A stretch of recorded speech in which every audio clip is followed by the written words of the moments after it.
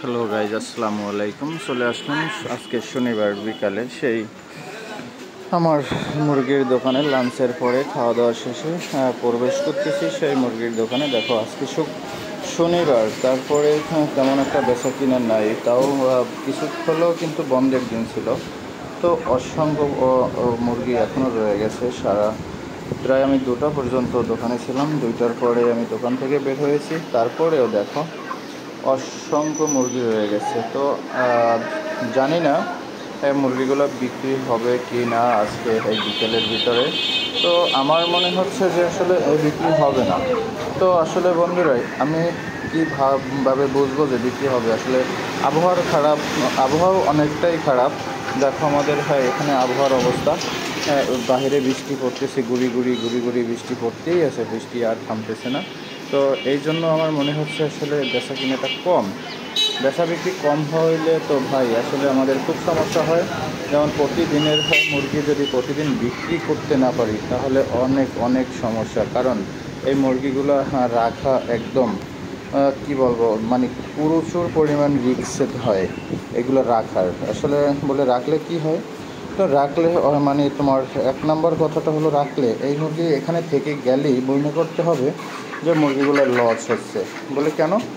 এই মুরগিগুলো খাবার খাবে, লাইট জ্বালাই রাখতে হবে, ফ্যান চালাই রাখতে হবে, এই দিক থেকে লস। এবং কালকে সকালে মাপ দেওয়ার পরে মনে হবে যে তুমি যদি এখানে 20 কেজি মুরগি রেখে যাও তাহলে সকালে এসে 19 কেজির বেশি পাবে না, কারণ সব মুরগি মিলিয়ে 1 কেজি কমে যাবে।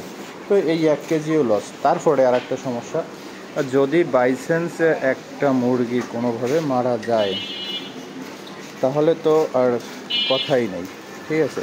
তো আসলে তাহলে সম্পূর্ণটাই লস।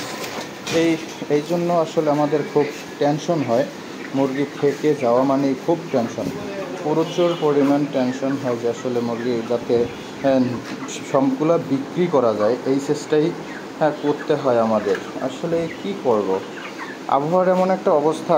তারপরে মাসের 11 তারিখ, তারপরেও বেচা বিক্রি খুব কম।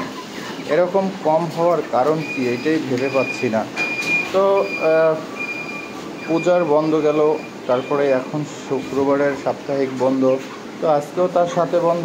তো তারপরেও আসলে বেচা বিক্রি হচ্ছে না। এরকমটা কেন হয় তা জানি না। তো আসলে আমার বিশেষ করে সমস্যা হলো, যদি আমার দোকানে লাঞ্চের পরে অনেক মুরগি থেকে যায় তাহলে আমার মাথাটা আসলে ঠিক থাকে না, মাথাটা নষ্ট হয়ে যায় যে কেমনে বিক্রি করব, এগুলো বিক্রি করতেই হবে। আসলে এখন কি করার, জোর করে তো আর বিক্রি করা যাবে না, আর জোর করে কিছু করাও যায় না, ঠিক আছে? তো তোমরা সবাই একটু দোয়া করো প্রতিদিন যেন আমার মুরগিগুলো বিক্রি হয় এবং বিক্রি করতে পারি, ঠিক আছে? আর এমনই একটা সিস্টেম, দাম কমিয়েও বেচা যায় না, কারণ লাভের সংখ্যা একদম কম, সীমিত। তো সীমিত লাভ থেকে কিভাবে কমিয়ে বিক্রি করব? এই জন্য আসলে কমিয়েও বিক্রি করা যায় না। তো আর কি করার, তোমরা সবাই দোয়া করবে এবং যাতে আমার প্রতিদিনের মুরগি প্রতিদিন বিক্রি হয়, ঠিক আছে? আশা করি তোমরা সবাই দোয়া করবে এবং আমার সাথে থাকবে, আমার ভিডিওটা দেখবে এবং সবার কাছে শেয়ার করবে, যাতে আমাকে সবাই একটু দোয়া করে যে প্রতিদিনের মুরগিগুলো জানি প্রতিদিন সেল হয়ে যায়। তবে আমার দেখো এখানে মানে কত সুন্দর সুন্দর মুরগি, ঠিক আছে? কোনো একটা মুরগিতে কোনো স্পট নাই, কোনো একটা মুরগির মুখ কালা নেই বা মুখ অন্ধকার নেই, চোখ খোলা নেই, পাও ভাঙ্গা নেই, একদম অসাধারণ মুরগি, যা বলার মতো নেই, ঠিক আছে? খুব যত্ন সহকারে আমি বেছে তারপরে কিনে আনি, দেখে একদম একটা করে দেখবো এবং বাছবো, তারপরে কিনে নিয়ে আসবো, তারপরে আমি বিক্রি করি, ঠিক আছে? তো তোমরা দোয়া করবে সবসময় জানি তোমাদেরকে ভালো মানের মুরগি আমি দিতে পারি আমার দোকান থেকে। আল্লাহ হাফেজ, ভালো থাকবে সবাই, এই প্রত্যাশায় এখানে শেষ করছি। খোদা হাফেজ।